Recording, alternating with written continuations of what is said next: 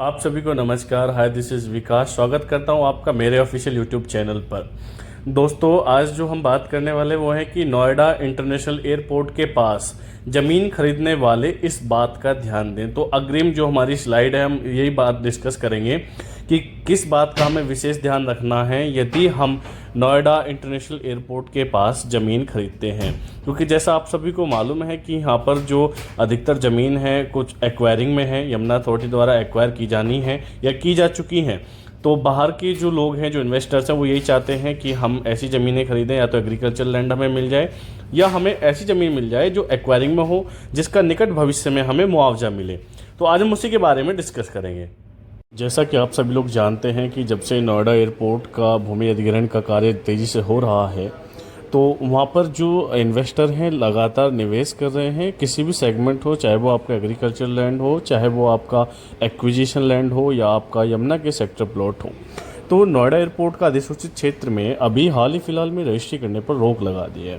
दरअसल नोएडा जो जेवर एयरपोर्ट है उसके विस्तारीकरण के लिए 14 गाँव की भूमि का अधिग्रहण किया जाना है, और उन्हीं 14 गाँव में लगातार निवेशक आ रहे हैं, और जो वहाँ के निजी किसान हैं, जो लोग हैं, जिन लोगों की वहाँ ज़मीनें हैं, वहाँ पर लगातार खरीद फरोख्त हो रही है, और आपस में जो प्रॉपर्टी का टोकन है वो भी एक्सचेंज हो रहा है।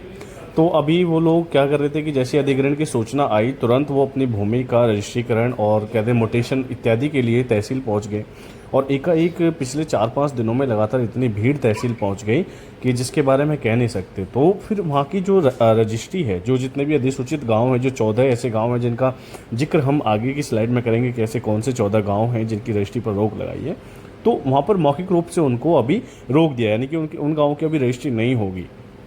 हालांकि यह जो रोक है अभी सिर्फ मौखिक रूप से लगाई गई है, मतलब इसका कोई भी आधिकारिक रूप से ये रोक नहीं लगाई है।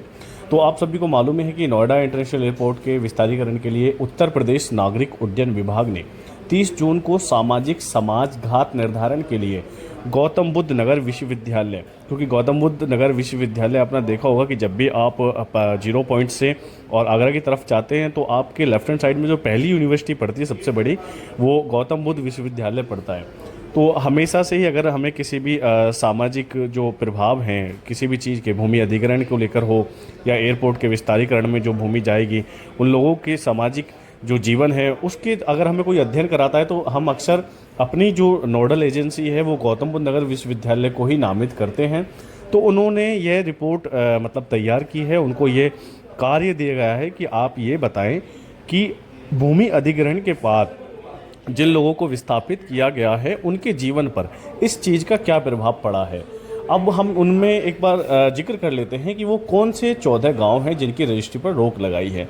तो इनमें पहला गांव पड़ता है आपका थोरा, दूसरा है नीमका, तीसरा खाजपुर, रामनेर, किशोरपुर, बनवारीवास, पारोही, सिवारा, जेवर बांगर, साबोता, मुस्तफाबाद, चरौली, बंकापुर व रोही शामिल हैं।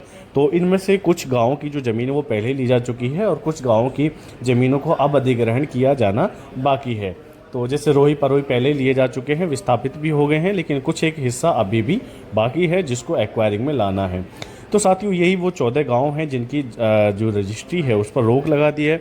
यदि आप यहाँ कहीं निवेश करते हैं तो पहले जो हमारी तहसील है, जेवर खुर्जा रोड पर यह तहसील है, इसका कार्यालय है, वहाँ जाकर आप इस प्रॉपर्टी के डॉक्यूमेंट को चेक करा सकते हैं। वहाँ जो लेखपाल होते हैं, जो आपका जिनको हम रेवेन्यू इंस्पेक्टर भी बोलते हैं, पटवारी होते हैं, आप उनसे जाके कंफर्म कीजिए और उनसे पूछें कि सर इसकी रजिस्ट्री हम करा सकते हैं या क्या ये ज़मीन सेफ़ है।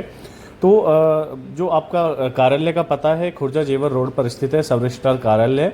और इसके बाद आपका वहाँ जाएं किसी भी अधिकारी से, जो भी गजेटेड पोस्ट अधिकारी हों या आपके पटवारी, लेखपाल, मैंने आपको बता दिया, एसडीएम से आप संपर्क कर सकते हैं इस बारे में।